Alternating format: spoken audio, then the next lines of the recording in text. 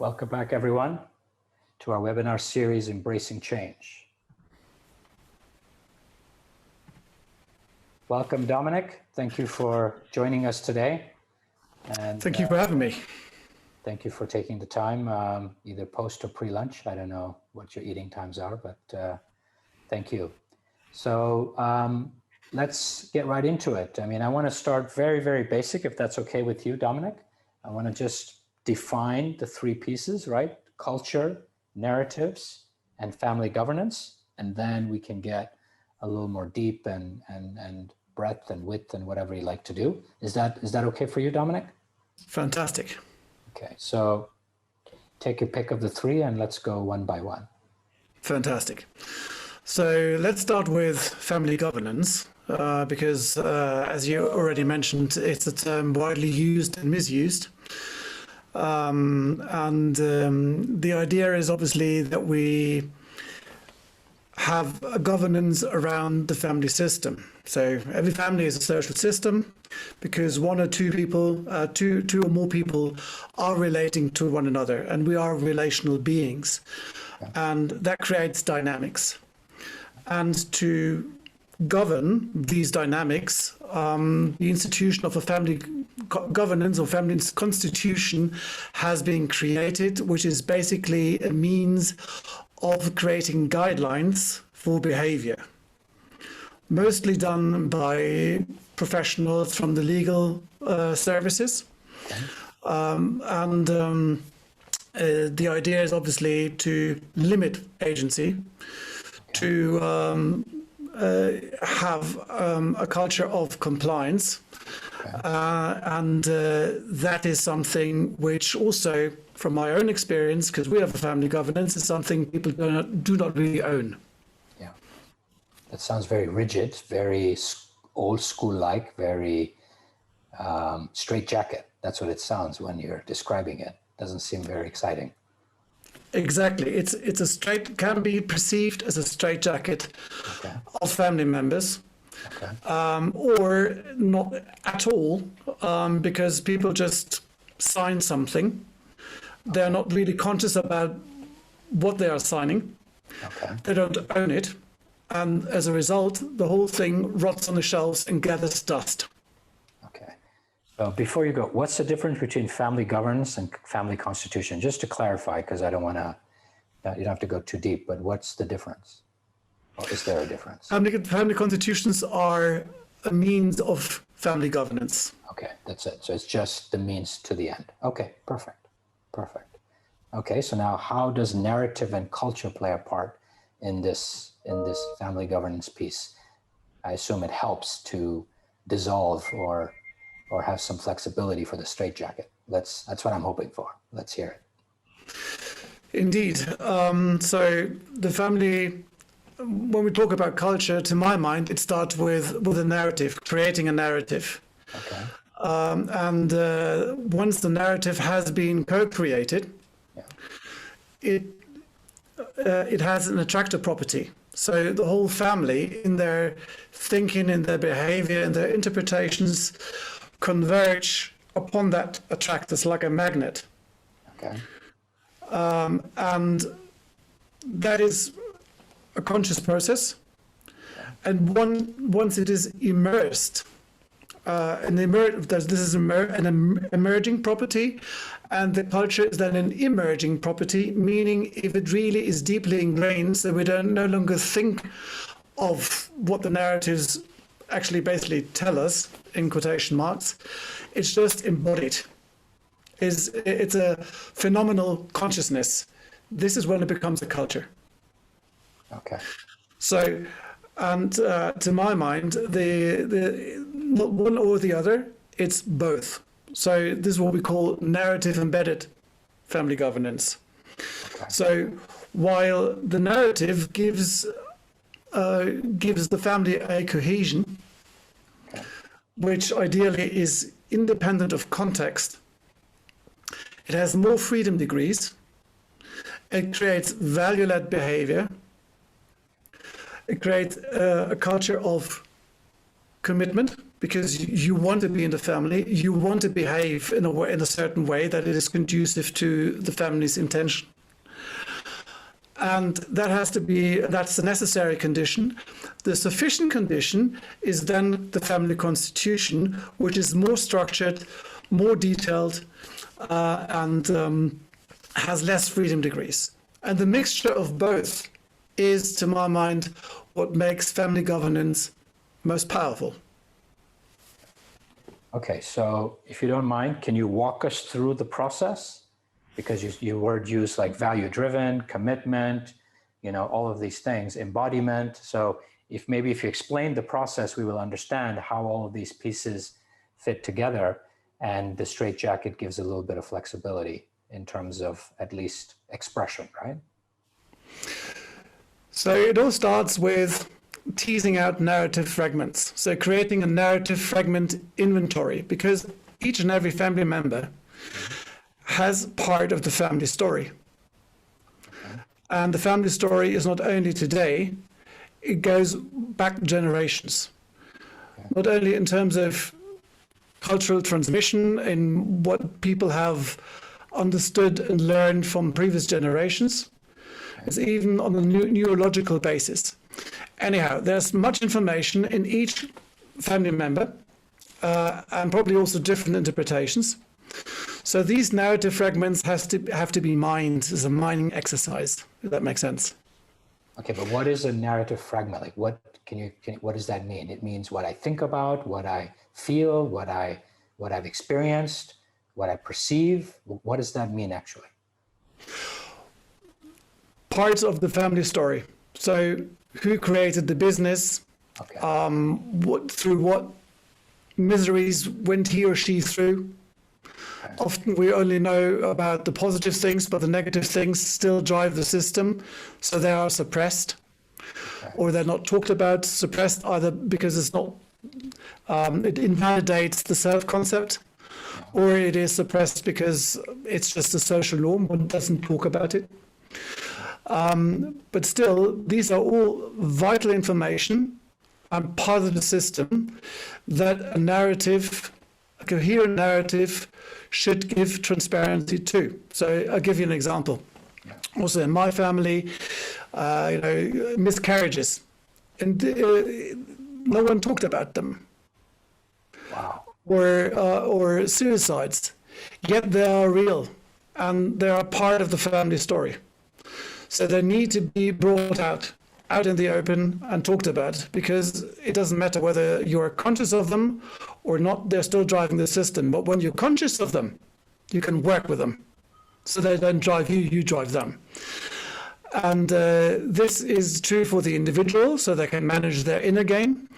But then it's about creating a coherent family system. So all these fragments need to be brought together, and the narrative has to be, a family narrative has to be co-created.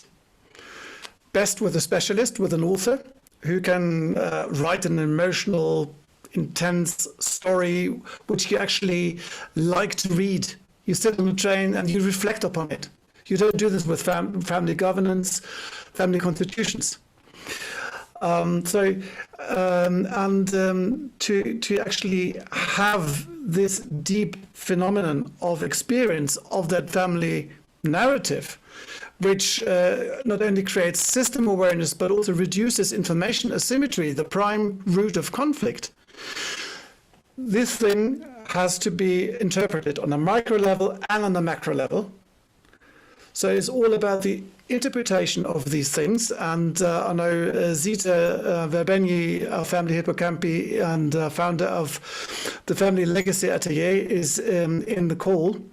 She's a specialist for these interpretations, because, mind you, we don't act on what is reality, we act on what is perceived as reality. It's all a matter of interpretation. And so that the narrative can actually then create this attractor property, we need to have this interpretation. And it doesn't stop there. Because, mind you, you spoke about rigidity before. Exactly that. When the family narrative becomes a rigid piece, It is conducive to fundamentalism, and people will be frustrated because it doesn't evolve. It prevents from evolving. Plus, it makes it fragile. Why? Because when you have a rigid system and you follow things that are no longer applicable to the current situation, it will break like a glass you throw at the wall. So that's why it is so important not to only think about how can we create a narrative, can we interpret the narrative, but how can we keep it going. Another example would be the next generation starts their own business, right? And they want to be reflected and be part of that narrative as well. If they can't find themselves, they will not feel part of that narrative. They will not feel part of that family. And the attractor property will vanish. So how long are these narratives? I guess this is the question, how long is a piece of string? Okay, so there's no rule. Okay. No, I think a family, first generation family with 4 family members inevitably has a shorter narrative, and if you go back 5 generations, it will be longer. And also in terms of information gaps that have to be filled, also there will be a huge difference between a shorter or a younger family and a smaller family versus a bigger family and an older family. Okay. From what you described earlier, seems like there's a lot of trauma healing going on and reframing of the trauma, or is it just reframing of the perceived? Are there people in the system that are helping with that? Because you talked about miscarriages, you talked about suicide. Go ahead. Does creating a narrative fragment inventory in creating a narrative, does that have healing properties? Absolutely. Okay. All right. So now that you spent the time to create this narrative, right, and the healing occurs and the coherence occurs in terms of the story, right? What happens next? So again, it's then something which should become immersed, or we should become immersed in. It should become an embodied cognition. So when we talk about consciousness, there is 2 qualities of consciousness. One is the intellectual functional consciousness, which is great, but it's superficial. When we speak about embodied cognition, it is something that we feel in every fibre of our body. So, and then going into the narrative and speak about these narratives. Speak about the narrative the family has created frequently, even creating a stage play, a performance, and take bits and pieces and play it, helps every family member to embody that narrative. So it becomes an embodied cognition. And versus a family constitution, from a neurological perspective, what we can see is that a family constitution, which is full of rules and regulations, is being processed through a cognitive control network in the brain. It is something we don't like to engage. Why? Because it is metabolically very expensive. When we're looking at narratives and performance and pictures and all these things, then the default mode network, which is a different circuitry in our brains, is engaged, and we naturally engage it.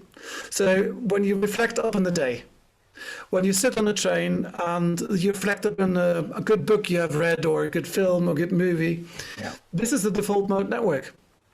And this is where the family constitution is not processed, but the narrative.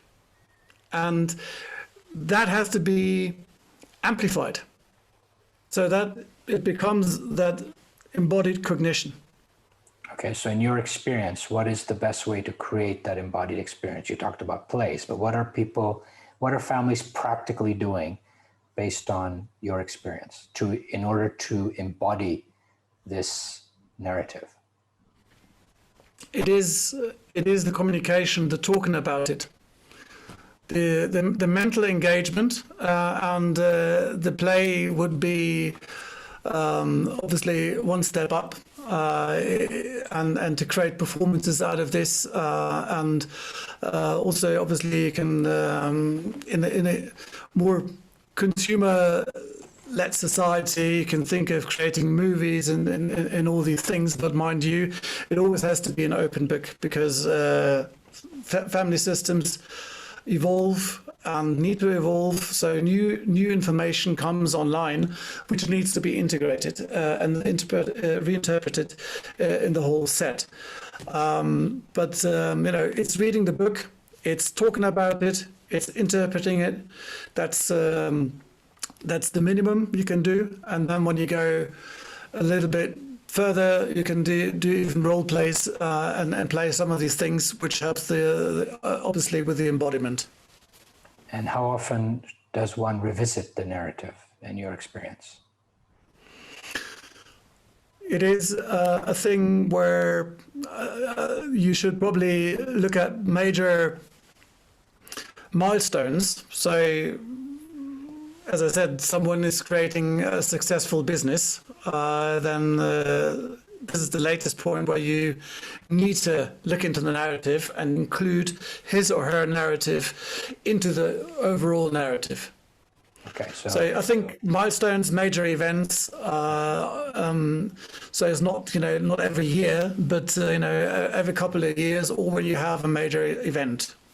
Okay, so now we've got this narrative, we've embodied it, right? It's now part of our being, our state of being, or our way of being more.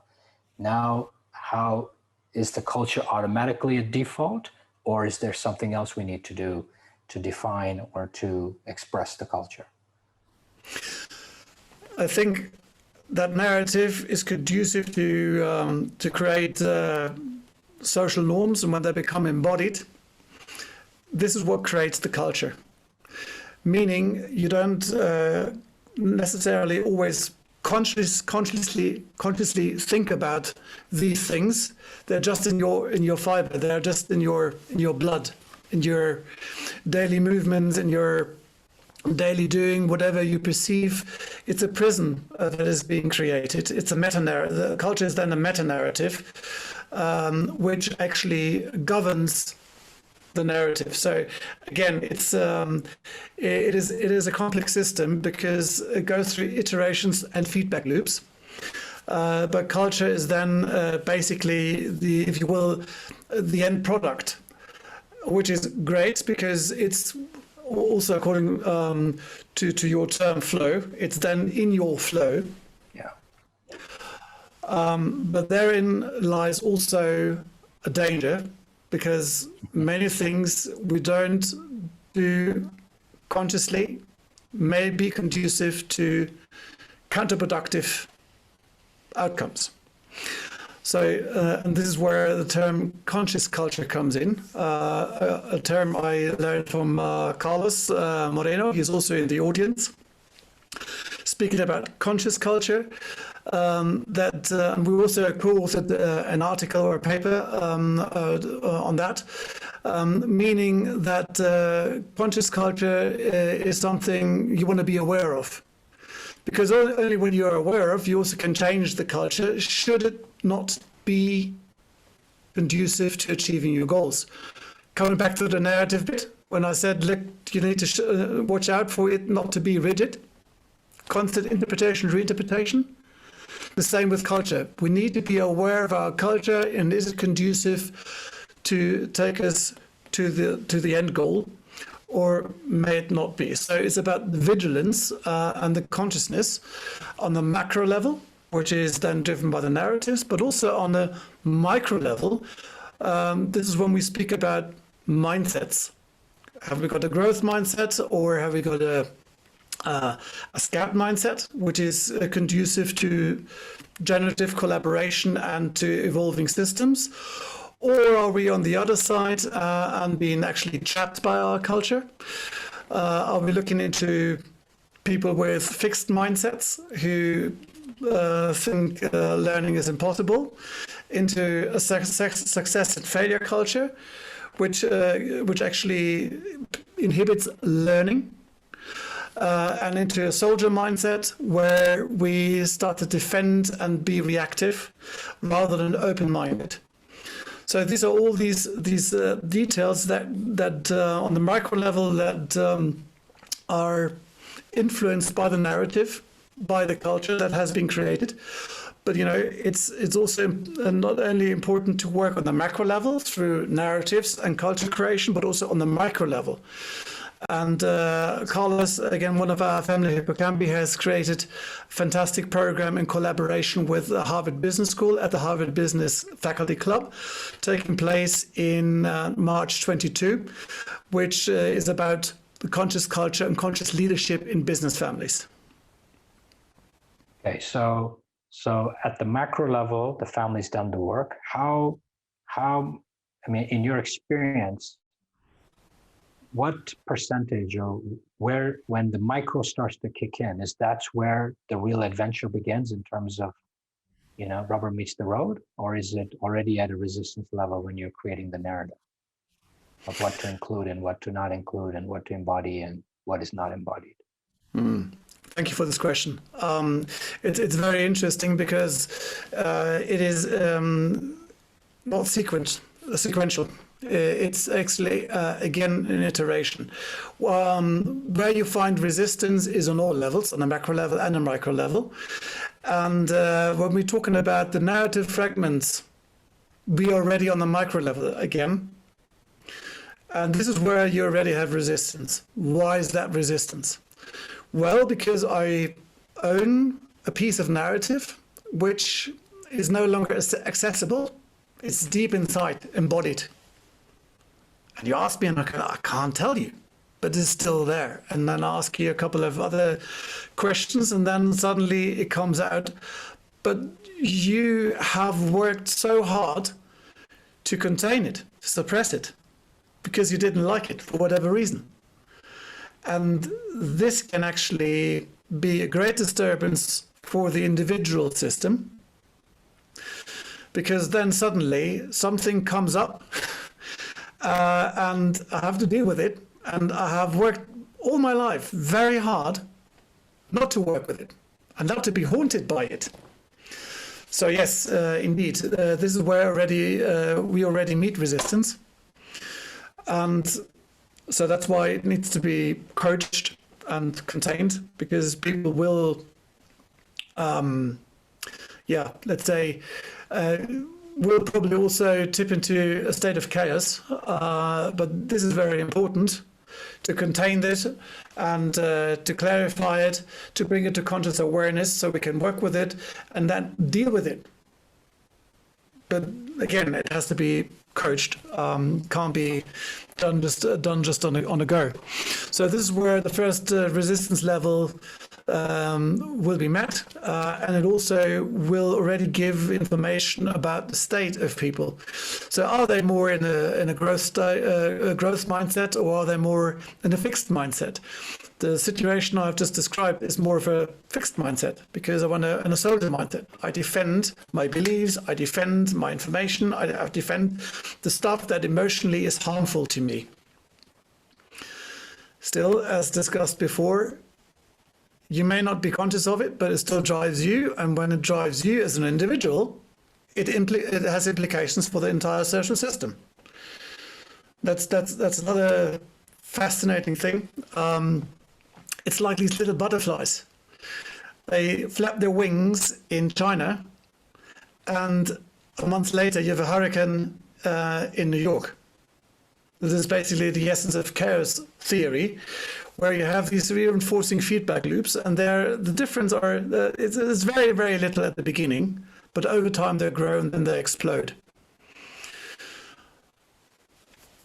So from the way it sounds is that we're trying to avoid the explosion that's possible many years from now or short term from now, and we're starting to do the work as we do this exercise that you're explaining, so that we already see the potential risks that could express themselves differently and maybe, damagingly later. Is that the objective, or is that, so this is kind of a prequel to avoid those?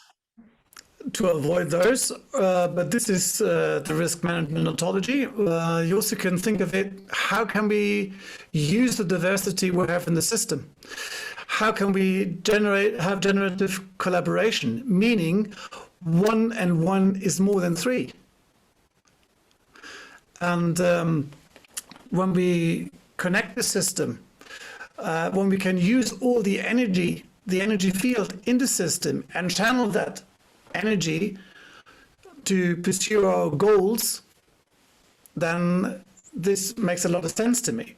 So we can also go into thermodynamics and think of the term entropy. Entropy is basically when you charge your e-car, then some energy goes into the battery, but then the battery and the cable heats up, right?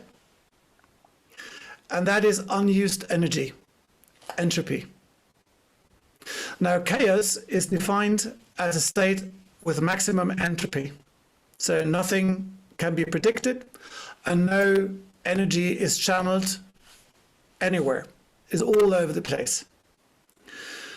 And a family narrative, a family with narrative embedded governance, with a narrative which creates a culture, a conducive culture to collaborate for generative collaboration, we reduce this potential entropy. So suddenly the human capital can be used to its full extent, which is we can't use before. So you feel that this process allows for more inclusiveness rather than exclusiveness in terms of some of the family systems. It is a way to include family members, and that will bring the energy. So what generations of families is this mostly successful or mostly being embraced by? So it is actually not a question of how many families. The earlier you can start with family governance, the better it is.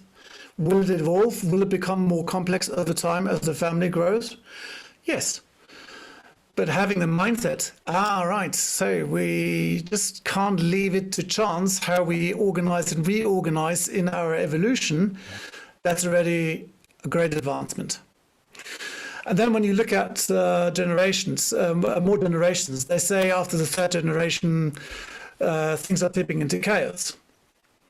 Or people lose their wealth in 3 generations. The first builds it, the second scales it, and the third spends it. So why is that? Because the third generation doesn't have necessarily the connection to the second generation nor the first generation. Yeah. They simply don't know. Money comes out of the ATM, so what do I care? And when you do the family narrative, then suddenly they understand, wow, okay, creating this wealth, this empire, it took sweat, huh? Wow, they suffered. So maybe I should be grateful for that. So it is just, again, creating this connection, the mental connection. And what we also have seen is when 2 people listen to one story, the neural activity patterns of their brains synchronize. So these things happening on an energetic level, and it is detectable in a scanner, which I find quite interesting. So it is really connecting people, it is connecting generations, and it is also conducive to creating a common purpose. And this is also something research has discovered, that when a group of people really buys into a common mission, a common purpose, well, mind you, if they really buy into it, the embodied cognition I mentioned before, then they are more happy to leave behind their ego. So it becomes about something greater than themselves. And from me to we, truly. Exactly. From me to we. Exactly. From me to we, and that creates the energy levels and the energy levels are there before, but it's about channeling them, and this is what narratives can bring. So now you said values driven. So are you seeing big changes in the values post this exercise, during this exercise, or do you not do it until, or do you do it before to start this exercise? Yeah, values is a great again, is a great term. We can have the same values, different interpretations. Exactly. It's how we. So is that what you're doing first, or it comes later? I think values. The values exercise. Yeah. It's what's the value exercise? I think values have emerged, but in the end, they change. And during the narrative, I'm not saying they have to change, but we need to be open for the possibility that they can change and that new values emerge and others are no longer relevant. But how can we detect that? Well, when we become conscious of the values that we have. And by that, I also mean, right, okay, I identify this as my value and I use it in this and that context. And is it still valid? Or do we have to change the values with the evolution of the system? So you're doing the exercise that how does this value apply to my day-to-day, to my weekly, to my monthly, to my annually, to the vision, to the mission, and really walk through scenarios after scenarios, but in a group setting? And is that part of that process, or it's different? To my mind, that what you describe can be part of the process, but it has to start with the narrative. So understanding where you come from with all the ups and downs, it's very important to understand the presence, where the current system stands, what brought it to this state of being. And then from there, you can imagine the future. So let me bring some controversy here just to have fun, right? So I was having a conversation with, I'm sure you know Keisha of Value Works, and they're starting to have a lot of resistance from the next gen, who is very impact investing conscious, or environmentally, etc. conscious. And I had a conversation today. So when I ran the core business from 2000 to 2005, one of the divisions we ran was a generic pharma division and an anti-HIV drug division, right? Now in today's, my children are 18 and 20. I've never had this conversation yet, but are you seeing that narrative, that part of the narrative wants to be excluded because it's no longer socially acceptable, that my grandfather or my father or my uncle or whatever it is made part of his earnings from pharma, and I'm now, based on my values, I'm not aligned with pharma? So how are you dealing with that? Because that's part of, okay, in my case, it was a small part, so I'm not going to push back, but it's still part of it. So does my generation say, does it become an issue? Or do we go back to the value and say, wait a minute, but this is the value we agreed on, therefore it's, supportive of exclusion? Like how? Well, this is what I meant with let it emerge. So when I understand what my previous generation did, yeah, I also want to understand what was their set of values. Yeah. And before I just suppress it and push it away, I need to think of how can I change the relationship with it. Suppressing it just only gives it energy. Yeah. So it is really taking it on board because it is part of the narrative. Yeah. The question is, what's your relationship with it? And this also can then emerge that those were the values, we have different values today because it's no longer socially acceptable. So how can we integrate that? It's all about integration. It's not about taking bits and pieces that you like and bits and pieces that you don't like. You know, there are many examples of big books, constitutions that govern the world. They are full of it. But this is not what I mean. It is really understanding the system, what has driven the system up to this point, and then change the relationship with it. And other values can emerge, but therefore you need to have an open mindset, obviously. Okay, if you are then... So you feel that you're helping the next generation or whoever it is to understand from their frame point, at that reference point, the values and the circumstance that led them to go into this business in the first place, right? Like if you asked me in 2000, it was because there was no access to this medicine, and that the access that was there was unaffordable because it was going to ex-war torn civil war countries. And therefore it became affordable, right? To the point where, even no matter how much we bought, there was still a shortage because there just wasn't enough, right? And there were very pertinent medications to save lives, whether it was heart disease, whether it was all kinds of disease. So that means I would have that conversation and express why those decisions were made and the good that came out of it, even though today it would be different. Yes, is that I'm trying to understand the process that everybody understands. Absolutely, but you just told the narrative, right? And there was and the value. It could have been guided by the value. I want to help, and I can. And if I don't help, then I would blame it on me that I didn't. Yeah. Okay. And yes, it made money. And now things are changing. There's an evolution. But this is what I also know. These stories from the next generation who hate the money because it was made with weapons. Yeah. Yes, of course, it is bad.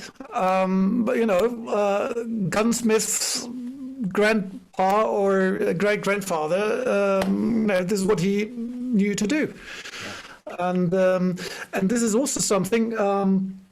When you think of a family started based on values, started a business, and then this business is an identification for the family.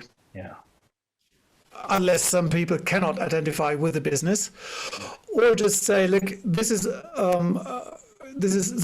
a sector which is actually dying. So if you have not an open mind and the process of reinterpreting your family narrative, which is actually the culture, the social glue that keeps the family system together, you will die with a business. Simple as that. But if the family has a strong narrative, a strong cohesion, they can say, yes, we did this for the past 200 years, but you know what? It's no longer working. Let's do something else. Fantastic, this flexibility, right? So overall, I think, in particular, when you're also talking about the next generation, integrating the diversity, new mindsets, it's like also in our family, we have, it all starts in the first generation, it's very tribal, there's one leader and everyone follows. Yeah. Then in the second generation, you have deputies, you have a structure. The payoff for you is to comply. Suddenly, there's coming the next generation, which is my generation, fourth generation. We're thinking about risk performance, and then we say to the conformists with the structure, something is wrong here, and they say, "What do you mean something is wrong here? Don't you trust me?" Yes, this is two complete different mindsets. Not compatible. And then think of the next generation. They are pluralistic. They have different opinions. Yeah. Oh my God, that is quite a challenge. And then the current generation is all about purpose. Things have to make sense in a wider context. Yeah. Where we say, what do you mean? Risk return, numbers are fine. Numbers are good enough. There has to be more. So how do you align these different, I call them belief bubbles? Well, narratives help to connect the belief bubbles. Narratives help to connect generations. And narratives also make the family system more resilient. Because imagine the family system and the business system obviously are closely interrelated. And when there's a shock from the outside, maybe even paired with a shock from the inside, that system, if it's not adaptable, doesn't have any adaptation capacity, tips into chaos. And when you have this narrative, this social glue, which is right in terms of freedom degrees, so is elastic, it is resilient, so it bounces back. It has adaptation capacity. And when you learn then from shocks from the outside that they will happen all the time, then the system can learn and become stronger. This is what Taleb described with anti-fragile systems. Yeah. So, narratives, culture, and that embedded into a family governance structure not only connects generations on a deeper level, it also helps to enter a state of generative collaboration to use all the potential in the family. Plus, it is a risk management provision because it makes the system adaptable. And when Darwin said survival of the fittest, he meant those who are most resilient and adaptable. But the system, when it is fragile, when it is rigid, cannot adapt. So it's more breakable. So we have a question here. It says, it has been suggested by Americans that one should write an autobiography at 60 or 65 years of age as a way for creating a narrative for future generations. What are your comments? Thanks, Deepak. Yes, it absolutely helps to write an autobiography. However, what I mentioned before with the narrative fragments and going to each and every family member is that one creates a family narrative, not a narrative about one person. And it is all too easy to create a family narrative around the patriarch who created everything and without a doubt is the outstanding person of the family. But the thing is, other people may not feel reflected in that. They couldn't contribute. And the glue property will suffer from this because then it's about you and not about the family.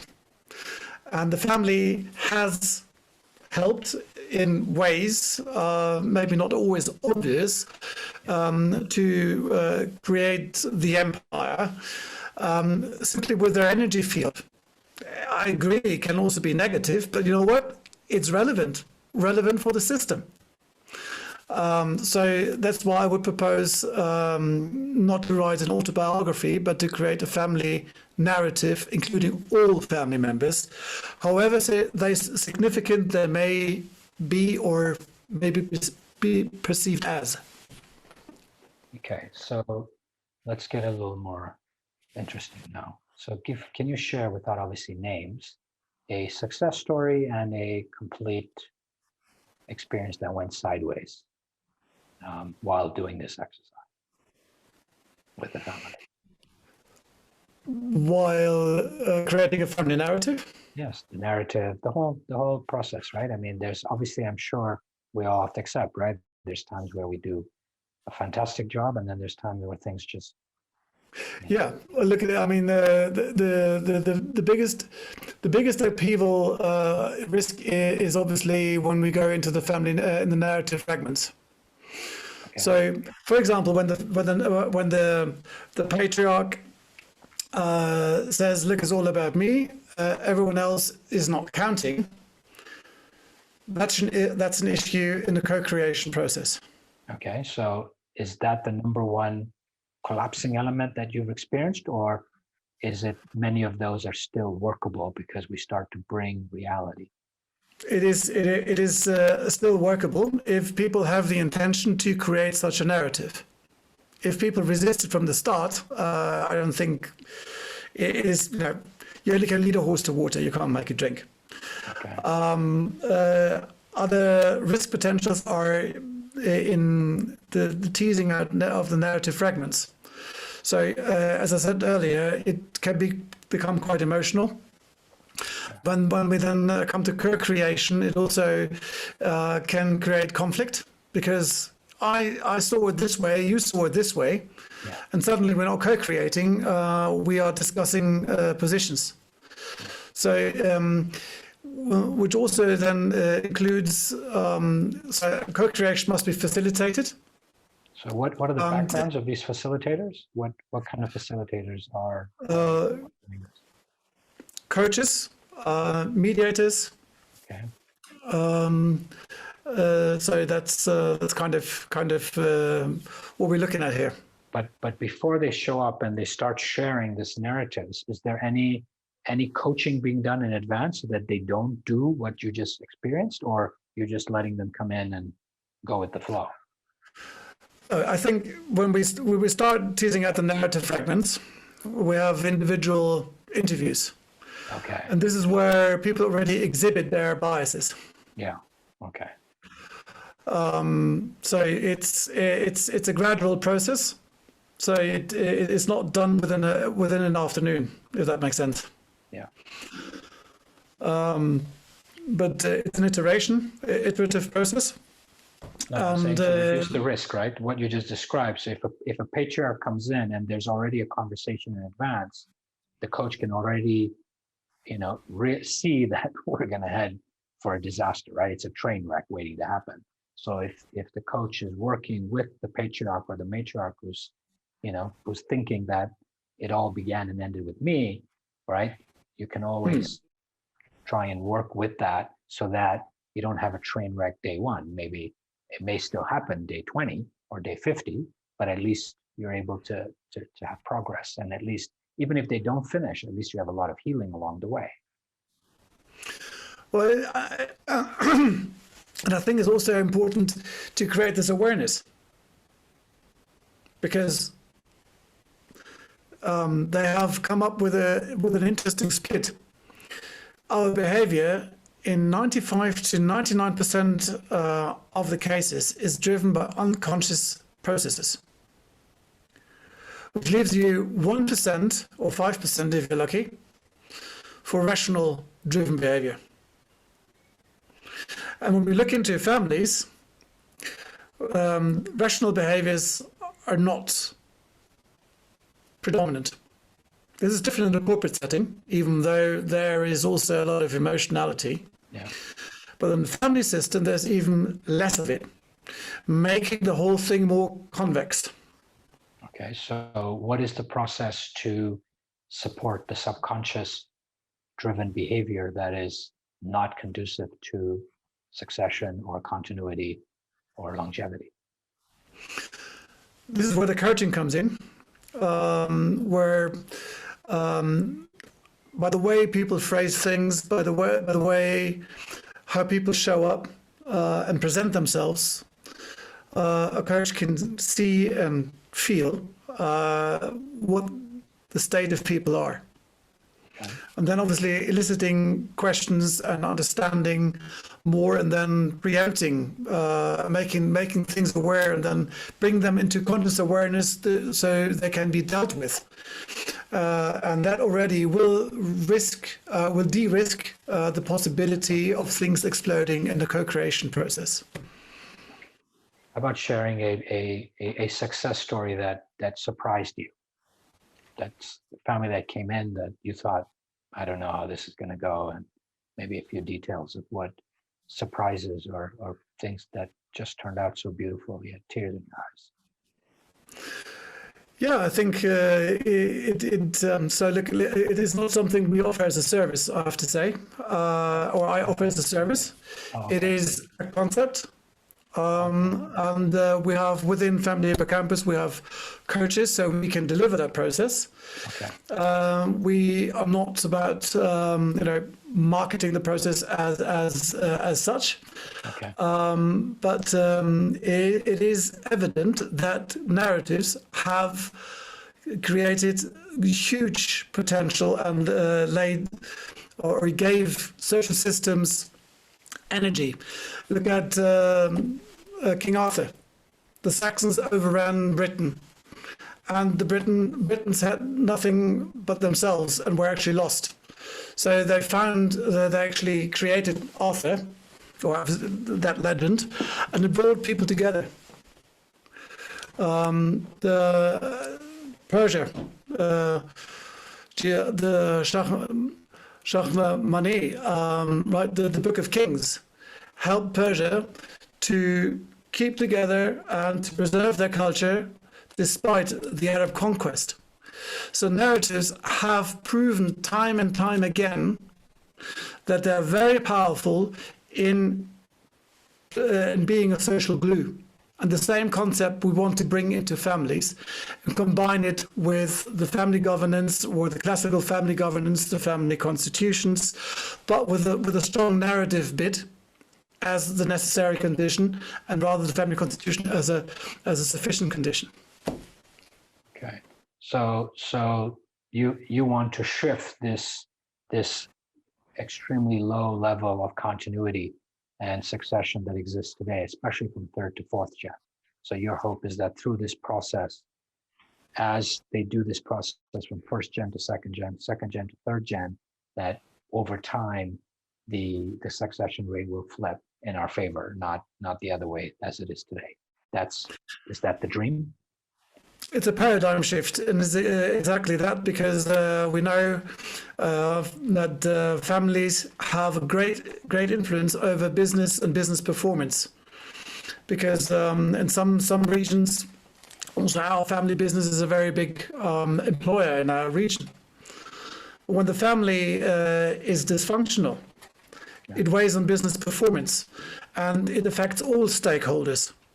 So it's a responsibility for families to use their family effect without any entropy, and for succession, the same thing. Because that continuity is very important for the regions where family businesses are operating. And when you look at the statistics, depending on how you define family businesses, 70 to 90% of the world GDP is created by family businesses, or those businesses who came out of family businesses or out of families. It's the oldest form of business organization, right? So, and 60%, over 60% of the workforce is actually employed by family businesses. So there is a strong case to support the business family sector and to help families to use their family effect to the advantages for themselves, but also for the businesses and for the wider economy and society. Yeah, this is the biggest question, right, that I keep having with a lot of the academics, is that the damage that is created due to lack of succession is beyond most of the policies that we're focusing on, right? And what you're bringing out is exactly that. What are the pieces of the puzzle, right? Because there's not just the one piece, right? What are all the pieces that we can bring to this process that will allow us to have, so we are bringing in the health and well-being piece, right? Which is the physical health, the mental, emotional health, the relational health, right? To really go through and do that, introspection and reflection through a self-discovery phase, right? And to us, that would be a preparation for the exercise you're referring to, because of those shifts that you talked about and of the reframing, right? And yes. And the subconscious behavior that is between 95 and 99, as you described, percent of behavior, right? So how do we flip the switch, and so that eventually it pays out, right?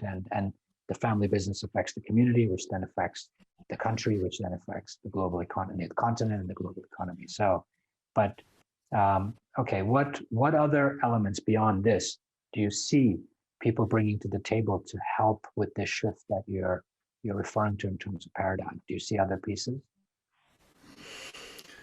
I see actually many family governance pieces that are honing into the structural part.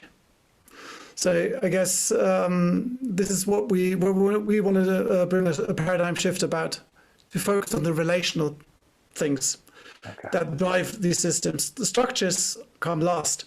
Yeah. And yeah, so look, and precisely to your point, that paradigm shift we want to bring about also with Family Hippocampus. We have coaches and narrative specialists like Zita, as I mentioned before, and to bring that on the road, precisely because of the ripple effects. And I also really like what you do to then not only looking into the relational and neural aspects, but also into the bodily dimension of the human being. And in the end, you also said puzzle pieces, we're all holons, subsystems that are a non-linear combination of activities. And that makes it complex, fascinating, interesting. But what I don't see is, and that's for the whole of society, is that we looking at the holism of things. Many people speak about it, but we have been indoctrinated for over 300 years by Descartes that mind and matter are separated. Well, as we know today, they are not. And the Asians have done a much better job. The Westerners have very much abided by this idea, which is completely misleading. It works for machines, but we human beings ain't machines, are we?